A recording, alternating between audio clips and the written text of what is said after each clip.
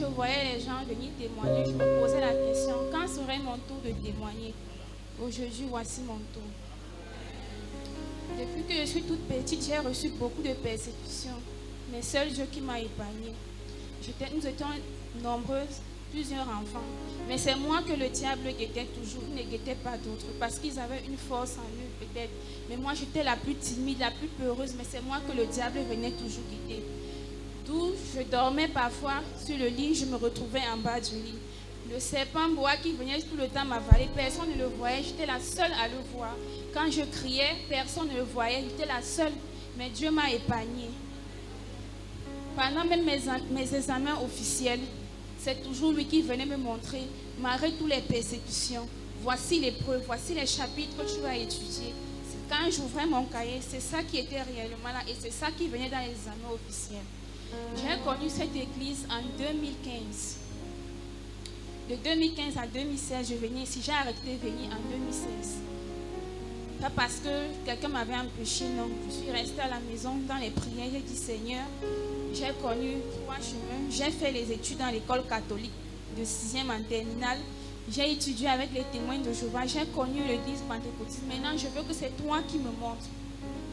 Pendant 7 jours de prière et de jeûne, Dieu m'a montré. C'est une femme qui m'appelait dans les rêves. Première fois, je suis partie. Elle m'a dit, cherche la face de l'Éternel. Deuxième fois. La troisième fois, elle me dit, je t'appelle pour la dernière fois. Cherche la face de l'Éternel. Je suis encore entrée dans les prières de jeûne pendant 7 jours. J'ai dit, Seigneur, moi je veux te connaître en esprit et en vérité. Montre-moi. Pendant que j'étais au Carrefour Cité, j'entre dans une pharmacie. Et quand je mets mon pied dans la pharmacie, je me retrouve dans cette église. Tous les jeunes de l'église disent, ma soeur, sois bénie, tu es restaurée, Dieu va t'exaucer. Et pendant ce temps, quand je sors de l'église, mon téléphone sonne, un homme m'appelle, il me dit, c'est toi Marcel Macan? Je dis oui.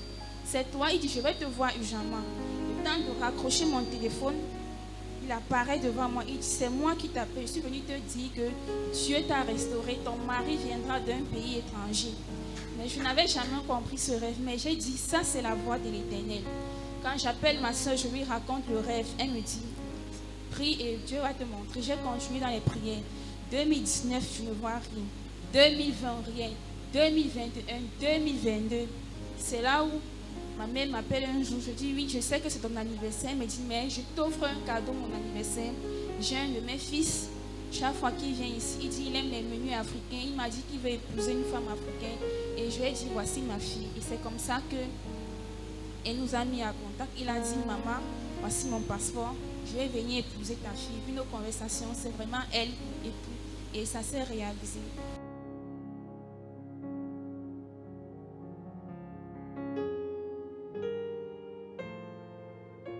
Depuis, je n'arrive pas à dormir. Quand je vois ce rêve que j'ai fait et je vois ce qui se passe dans ma vie, je pleure. Je comprends que